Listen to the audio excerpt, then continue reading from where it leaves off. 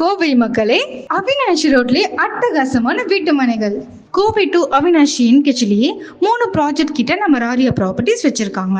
நம்ம ராரியா property high class ஃபெசிலிட்டிஸோட இருக்க வீட்டு மனைகளை வெறும் 4.90 லட்சத்துலேருந்தே கொடுத்துட்டு இருக்காங்க.